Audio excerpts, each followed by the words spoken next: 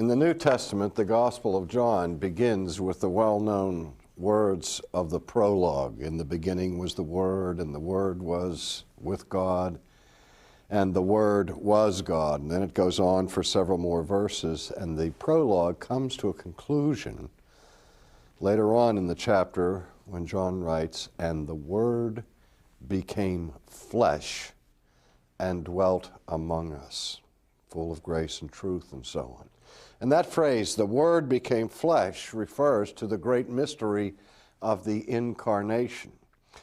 But when John describes that event of incarnation, he says, "And the Word became flesh and dwelt among us." That's kind of a loose translation of the original text. Literally, the words that are used are these: "And the Word became flesh, and He pitched His tent among us." Or even more specifically, the Word became flesh and He tabernacled among us. Now, when we look at the book of Exodus, we see three major themes of importance for our understanding of the whole scope of redemptive history. The Exodus itself, with the attending Passover, the giving of the law, and thirdly, the establishment of the house of God, the tent of meeting, or the tabernacle. God goes into painful detail with Moses in giving instructions on how the tabernacle is to be constructed in the Old Testament. And this is a decisive moment in the development of Old Testament religion, because prior to the tabernacle, there was no firmly established central sanctuary for the people of God.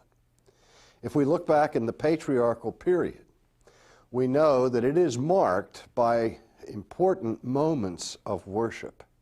Whenever there was a significant event that took place in these people's lives, they would respond in worship to God by the offering of sacrifices or the building of an altar.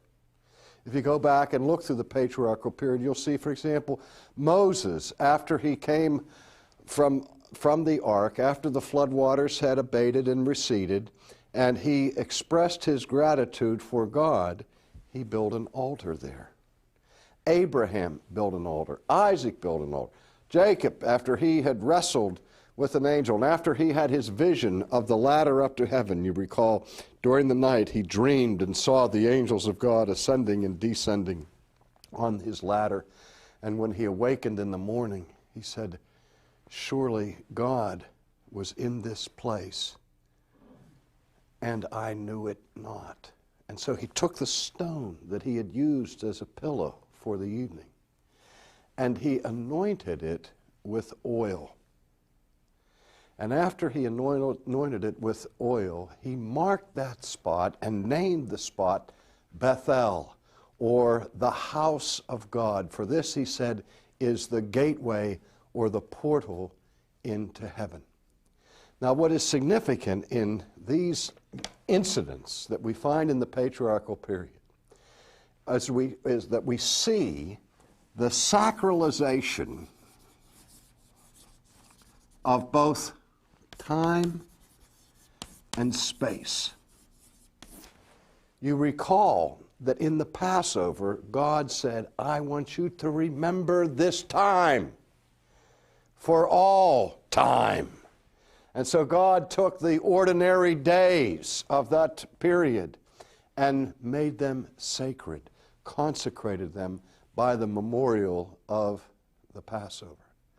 In like manner, in the Old Testament, we constantly see examples where space is consecrated or where things are set apart as holy places. Remember when God appeared to Moses in the burning bush, and he called to him and said to him, "Moses, Moses, put off thy shoes from off thy feet, for the ground whereon thou standest is holy ground." Now, it's important to understand that in biblical faith and in biblical religion, the domain of God is the whole earth. As he says to Moses in the conflict with Pharaoh, God is the God of all of the earth. His presence is ubiquitous. That is, he is omnipresent. There is nowhere where God is not. The psalmist cried out later, "Where can I flee from thy spirit, O Lord? If I ascend into heaven, thou art there. If I make my bed in Sheol, behold, thou art there." And so that idea of the universal presence of God is deeply rooted in the Old Testament, and the whole earth is sacred. The whole planet is holy insofar as it is his possession. But in spite of these principles, there are still these intrusions into time and into space where God makes himself known in a peculiar way and in a particular sense that take on special significance. And so during the patriarchal period, when God would meet with his people, the place where he came became sacred. And to this day, we still refer to Palestine as the Holy Land. And we make pilgrimages there, and we want to walk where Jesus walked and stand where Jesus stood. And we're somewhat awestruck, even though the earth is commonplace. It's made holy by the visitation of God. Now, the whole point of the creation of the tabernacle is to dramatize to Israel the promise of God, "I will be with you." He had promised that to Abraham. "Abraham, I will never leave you nor forsake you." The same promise was given to Isaac, and the same promise even at Bethel in the midnight dream was repeated to Jacob. "I will never leave you nor forsake you." When Christ comes into the world, he is called Emmanuel, which means God with us. And so the way in which the presence of God is marked and outwardly symbolized in the Old Testament wilderness experience is in the construction of the tabernacle. The tabernacle as the tent of meeting, the place where God says that he will come and be with his people. And so he commands that Moses build this enormous structure. And it is a tent. And the reason it is a tent is that the people of Israel have not yet settled into the promised land. They are still in transition. They're a semi-nomadic people, moving from place to place, wandering about in the wilderness. But the whole point is that wherever they go, it is God who leads them, and it is God who promises to be with them. The people themselves are living in tents, and so they are commanded to build a tent for God. Now, whenever the people of Israel would move from place to place, and they would come to a new location or a new site for them to remain for a period of time, they would encamp basically in circular fashion. And each segment of the arc of the circle would be inhabited by a particular tribe. And the tribes would be camping all around the perimeter. But in the direct mathematical center of the camp was to be the tabernacle, the tent of meeting, the house of God. Now, this symbolized many things. As I've said already, it indicated the visible reminder of the promise of God to be in the midst of his people. I remember back during the civil rights movement in our own national history, a song was composed that became popular, particularly for those who were involved in civil rights marches and so on. The people would sing together, "We shall not be moved." You remember? We shall not be moved, and so on. And those words were borrowed directly from the Psalms of the Old Testament, specifically from Psalm 46, where that psalm talks about the threat of destruction and catastrophe that might befall the nations. The sea roars and is troubled, and the sea beats against the sides of the mountain, and the storm is so great that perhaps even the mountains will be cast into the midst of the sea. But in contrast with the threatening imagery of the storm and of the sea is the peaceful and calm image of the river. Traditionally, in Hebrew poetry, the sea was the symbol of threatening power, where the river was the symbol of life. Because the psalmist goes on to say, but there is a river, the streams whereof make glad the city of God. For God is in the midst of her, she shall not be moved.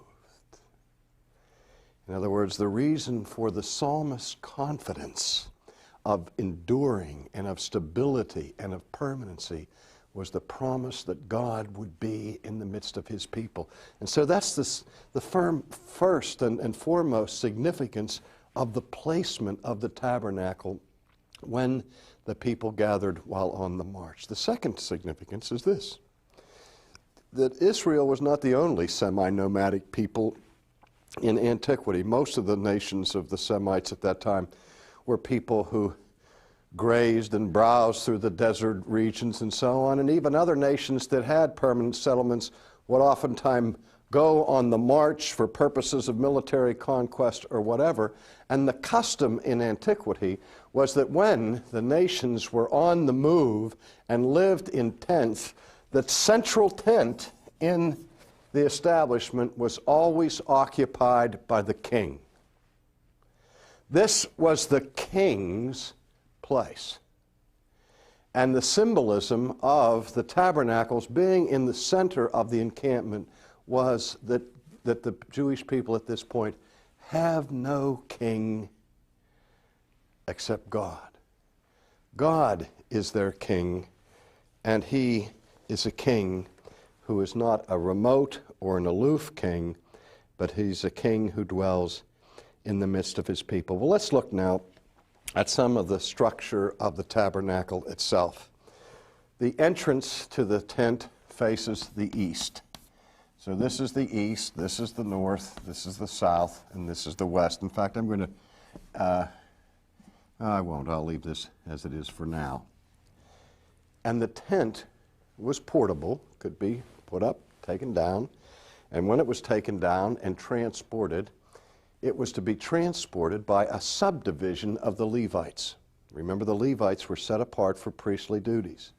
And of the tribe of Levi, there was a family or a clan of the house of Kohath, and the Kohathites were responsible for transporting the sacred vessels that were part of the tabernacle, so that nobody else was allowed to handle these things. They were trained their whole lives for the proper procedure of how to move and tear down and set up the articles of the tabernacle.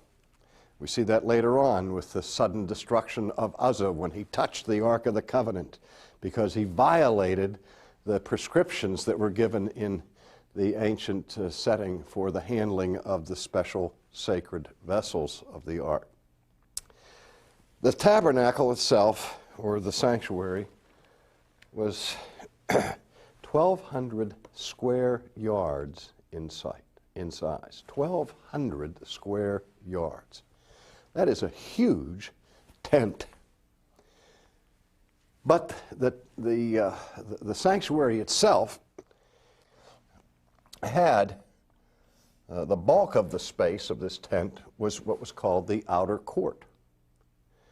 And then there was the inner court, which was called the holy place. And then the innermost court was called the Holy of Holies, or the inner sanctum, or the Sanctus Sanctorum, the most holy place. Now, it is significant that the perimeter outside was protected by the Levites.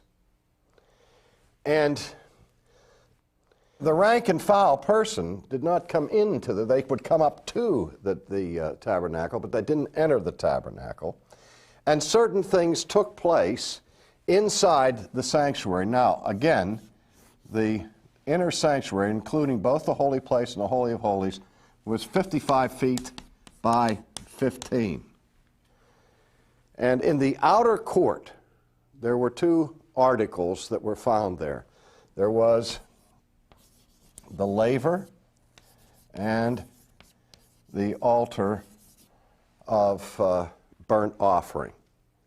Now, the laver was made, let me see, first of all, was made chiefly of bronze, and it was the place where the priests would come to go through the purification rites. Before they could fulfill their priestly duties, they had themselves to be cleaned. They had to wash. And the word laver is the word from which we get the word bath.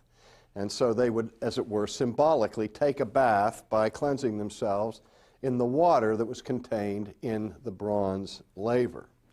Now, the altar of burnt offering is the place where the animal sacrifice were burned, and it was out there in the outer court. And it had 4 posts, one on each corner, that were called the horns of the altar. And sometimes the animals would be fastened to the horns of the altar in order to facilitate the whole process of slaying them and burning them. We remember when Absalom sought sanctuary by running in and grabbing hold of the horns of the altar.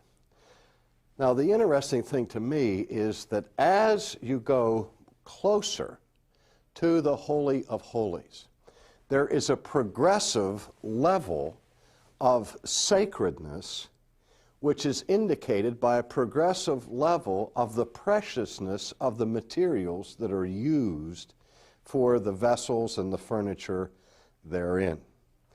Now, again, come back to the big picture.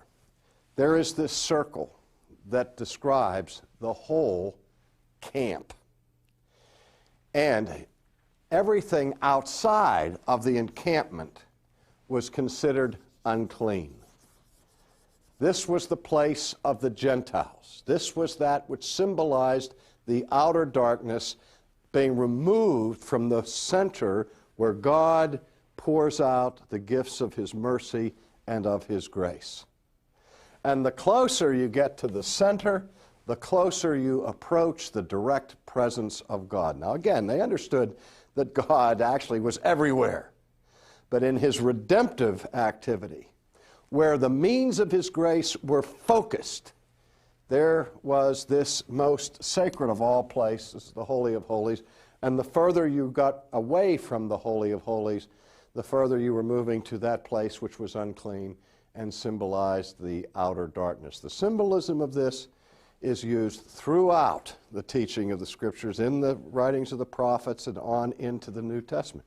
It's been said, for example, that the Gospel of John follows in its content and the book of Revelation very heavily upon the furniture that was found first in the tabernacle and later in the temple, where you have the candlesticks and all of that sort of thing repeated. And that Christ in the Gospel of John is called the light of the world. Because in the holy place, you had the candlestick, the 7-branched candlestick, the menorah, where the light was kept perpetually burning, again symbolizing the eternal presence of God. And also in the holy place, you had the altar of incense. And it was smaller than the altar of burnt offering, but was comprised of more precious materials. But the purpose of the altar of burnt incense was to illustrate the work of prayer. The priests would go there and offer their prayers for the well-being of the people. And the significance of the incense was that as the incense burned on the altar, it gave a pleasant aroma to the environment. And that was important because remember, you're slaughtering animals in and around this sanctuary, and that is somewhat odoriferous from time to time. And so the olfactory sense of the religious centerpiece of Israel was made more sweet and delightful by the presence of the altar of incense. It's also important that this altar informs much of the language of the Old Testament and the New Testament. And for example, when the people of Israel were obedient to God and God was pleased with them, he would say that the fragrance of their prayers was a sweet aroma in his nostrils.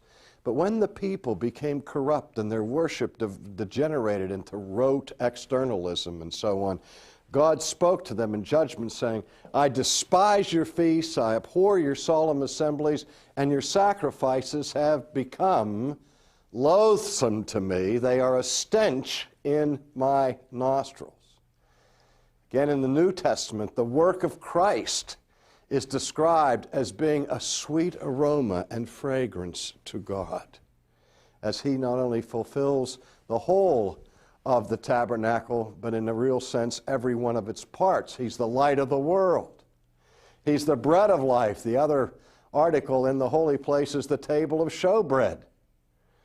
And he is the bread of life. For there's a loaf of bread provided for each of the 12 tribes, indicating God's provision of his people in their needs in this world and in the wilderness. Christ is the laver of our regeneration. He is the one who cleanses his people from their sins.